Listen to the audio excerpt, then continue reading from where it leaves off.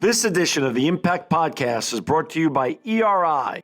ERI has a mission to protect people, the planet, and your privacy, and is the largest fully integrated IT and electronics asset disposition provider and cybersecurity-focused hardware destruction company in the United States, and maybe even the world. For more information on how ERI can help your business properly dispose of outdated electronic hardware devices, please visit eridirect.com.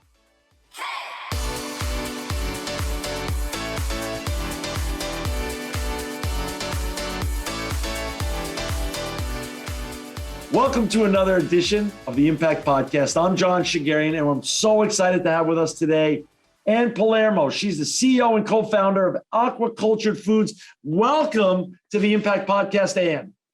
Hi, John. Great to be here. I'm really excited about the opportunity. Hey, it feels like we're sitting here together. We were chatting offline before we started this show, and you're sitting in beautiful downtown Chicago, and I'm here in Fresno. And it's just wonderful to have you on the show with us. Looks like the sun is shining in Chicago today, so it looks like it's a great day to be in downtown Chicago. That's for sure. Yeah, it is. It's gorgeous. It's really snowy outside right now. So I think a lot of that light is reflecting from the snow on the ground, but it's pretty out. Hey, this is one of my favorite topics, talking about plant-based alternative food. And especially we're going to be talking about something that hasn't been shared a lot right now in the mass media, the issue of plant-based alternatives when it comes to seafood. But before we get talking about your great company that you've co-founded and created here with Aquaculture Foods, talk a little bit about the Ann Palermo journey. Where did you grow up? Where did you go to school? And how did you even get here, Ann? Yeah, sure. Well, my story, I think, is a little bit non-traditional when you're talking about people in the alternative protein space. I started my career in finance. So I've got a pretty strong background in finance. I worked at Morgan Stanley, worked at Bank of Montreal, really was very heavy into the finance space. However, I was always very entrepreneurial, very interested in health and wellness, very charitably minded, and wanted to find a way to feed the world and end world hunger.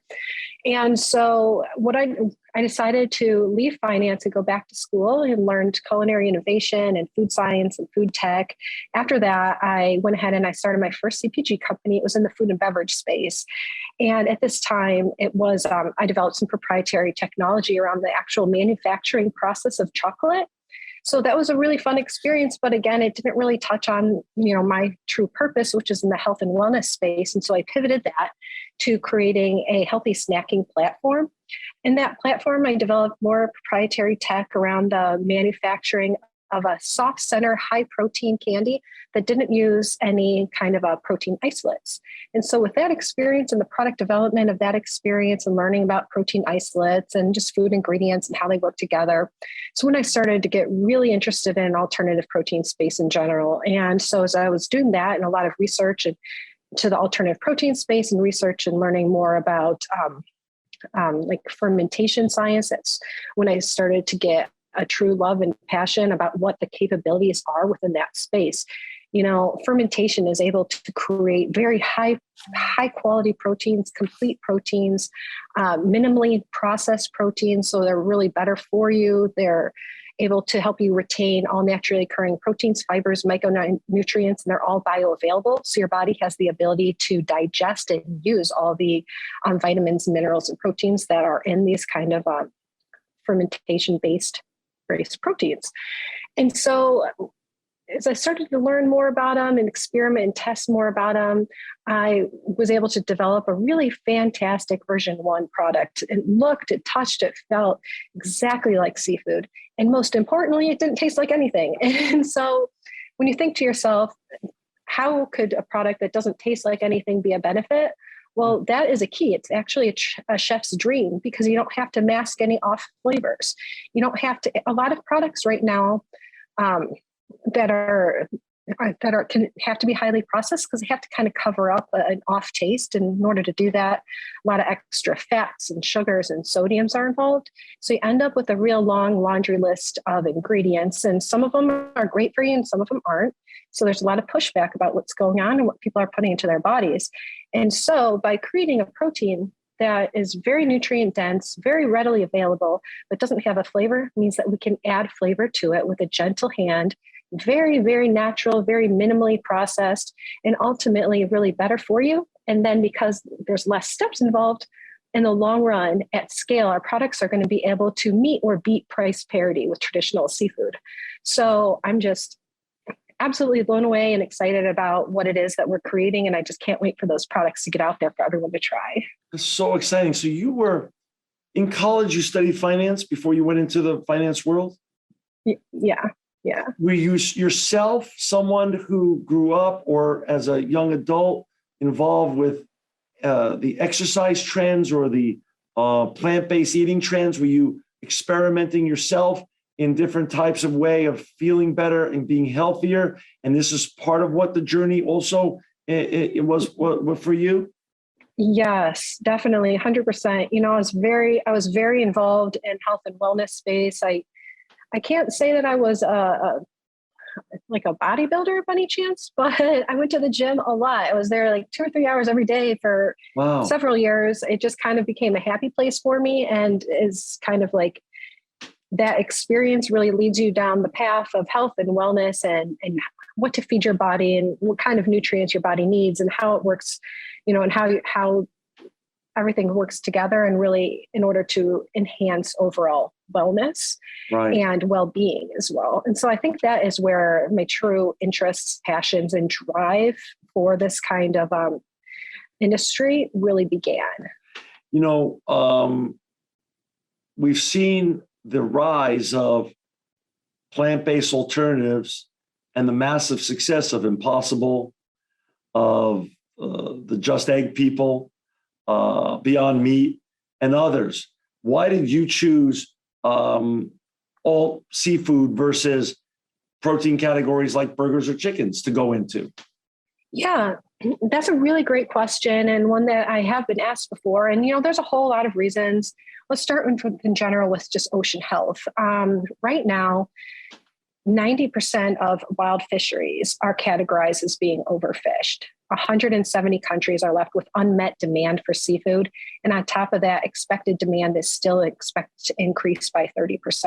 If we keep going down this path, it's estimated that our oceans are going to be out of fish by 2046. So there is huge need for somebody to intervene and come up with actual true solutions that can benefit our oceans, that can benefit our growing population.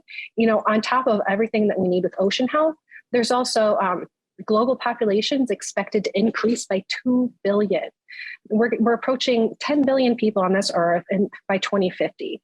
And current methods of agriculture, animal husbandry, aquaculture in general, just can't support this growing demand for our food system. And so I think that is part of the reason why I was just so, I felt called to make the change. And so I'm focusing on seafood, one, because there's a real need, and there's not a great substitute out there yet. And as I was experimenting and testing with products, I came across something that I thought was a really exciting version 1 product. We brought on our scientific team. We're bringing on more help and more scientists as we speak. And right now we've got a great MVP product that's out there being tested and tried. But I think seafood in general is just a white space. There's not a lot of people doing it, especially when it comes to those whole cuts. And I think that is, there's a need, and I just really wanted to develop a product that could fit that need. So when you've started sharing your vision with potential retail outlets and restaurateurs, what's the response been, and what do you foresee once you get to go to market in terms of getting your great product into the hands of consumers and others that would really benefit? Thank you for asking that question too. It's really fantastic. Honestly, the market response has been overwhelmingly positive. It's really exciting. We're speaking with every large multinational corporation you could think of. It seems like right now we have a lot of excitement in the US, but where we're getting the most excitement is internationally. I think part of the reason for that is seafood. Over in Asia, about 70% of the world's seafood is consumed in Asia. And seafood is the number 1 most consumed protein per capita over there.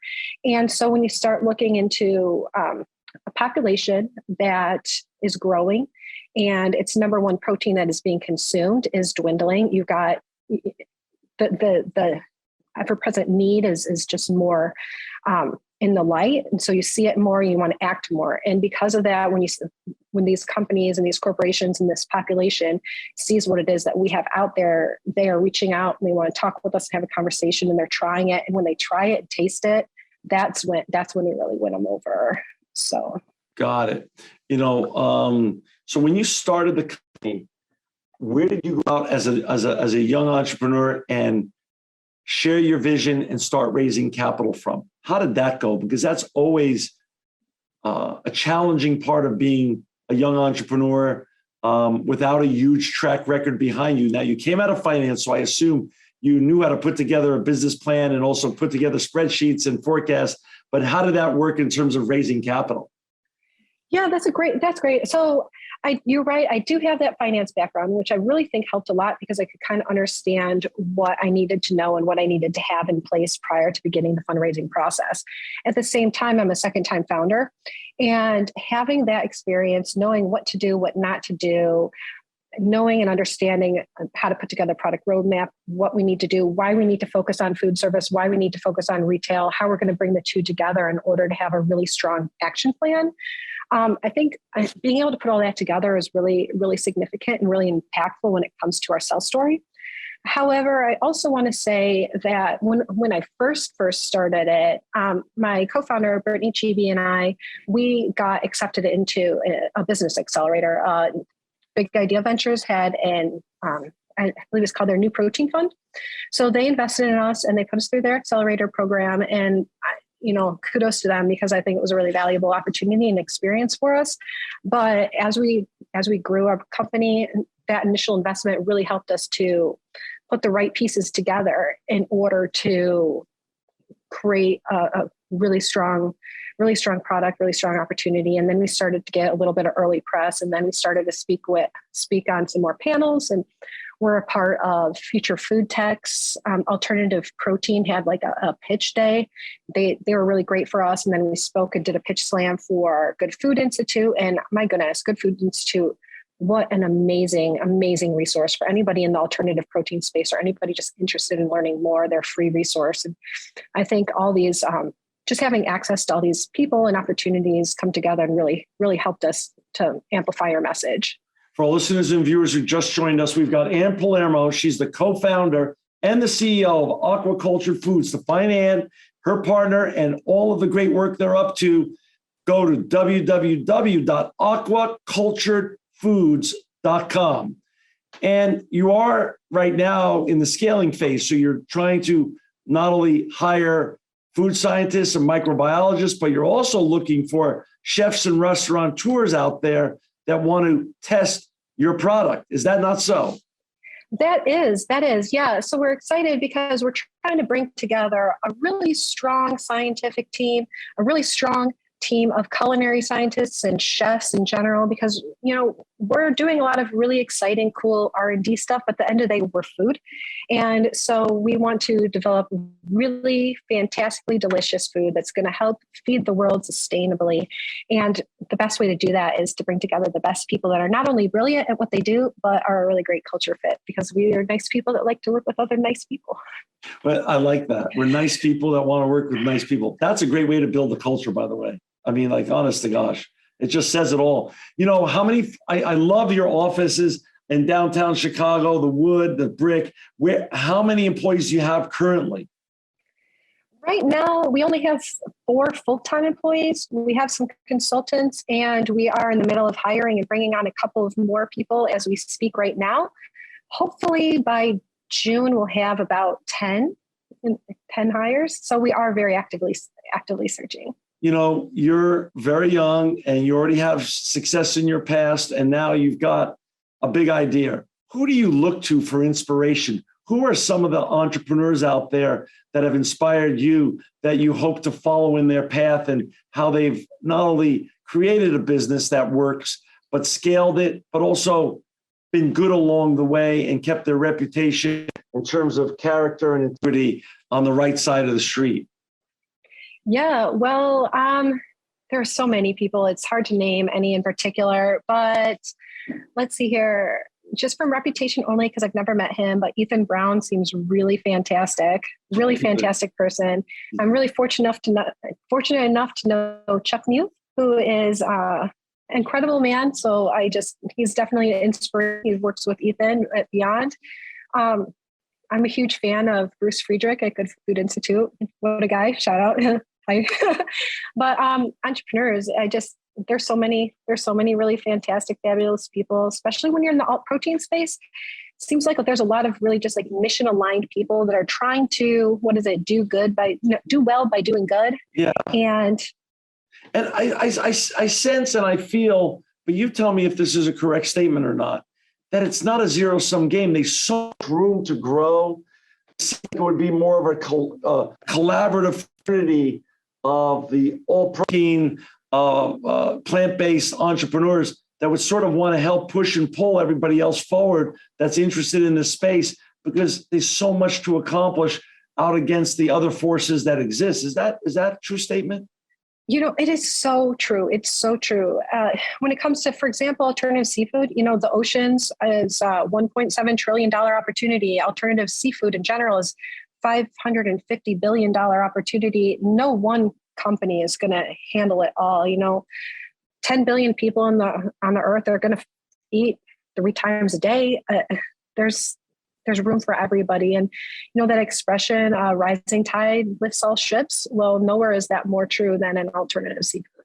Talk about being a woman entrepreneur in a food tech company, but just as a woman entrepreneur, regardless, what's the advantages to being a woman in a world that is finally valuing diversity and inclusivity as opposed to 10, 20, 30 years ago? Well, that's a great question. I've never been anything other than a female, so I can't really speak to the other side of things. But what I can say is that I'm really excited to be a female entrepreneur, because I'm hoping that as I grow my business and as we do more impactful things, hopefully what we're doing can be an inspiration to other women. And I obviously at one point love to mentor young women. I don't know. I have 3 kids. I have a soft spot for kids in general, so I'll just mentor all the kids. But Wow. hopefully to be an inspiration. So you're a mom and an entrepreneur. That's you're straddling 2 very important jobs. Yes, thank you. So you were raised and you live in Chicago. I've been to your city so many times in my life. I go very often on business. It's known as a food city. I'm a native New Yorker, another great food city. Talk about the advantages of launching and breaking ground in the alt seafood business in a food city in terms of getting the product both into retail and into restaurateurs' hands so you can get feedback fast, so you can understand if you're on the right track. Explain what this means as opposed to starting this in a more remote area. Yeah, well, what we love about it is the fact that Chicago has so many chefs that are interested in trying new things, something that's new and cool. And everybody wants to be the first to try something, and everyone wants to be the first to experiment with it. And when it's really neat, well, word gets out, and everybody, and then they talk with their chef friends who talk with their chef friends. And so not only is it within the culinary preparation scene and food scene, but also then when you're talking about individual consumers and end users, well, it seems like in Chicago, and I know New York and LA and metropolitan areas are very similar, but I know Chicago best because I live here. But in Chicago, consumers are really excited and interested in trying new things all the time. And to be able to say that you're among one of the first to try something is really big and exciting. And I think that really resonates with the people that have had the opportunity to try our products. And what's your vision? Where are you in the journey? When do you believe that our listeners and viewers can start enjoying your great products, either in fine retailers like Whole Foods or on Amazon or in great restaurants in the cities that they live in around the United States and around the world? How long are we away from trying the great products that you're cooking up for us at Aquacultured Foods? Yeah, well, we are going to be starting to do some limited time offerings with selected restaurants this year, sometime this year. And we're going to have some sushi products for people to try. We're going to have some fried calamari for people to try, so, some popcorn shrimp for people to try. So, what we're trying to do is create a range of items, meet the customer where they're at, provide them with really delicious food that they want to eat. And in order to reach the most people, make the most impactful change, we're going to have to offer them lots of different types of tasty foods. And so this time coming, we can start doing some small rollouts, some small tests at different really select food service establishments this year, and can't wait for them to have a chance to try it. I can't lunches. I can't wait to have you back on and then talk about the journey and where and where people enjoy great food. And thank you for joining us on the Impact Podcast to find Palermo and her and colleagues and all the great work they're doing.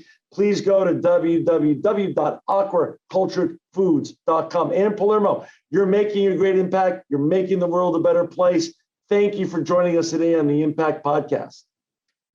It was really a fun time. Thanks for having me. Really appreciate it. Thanks.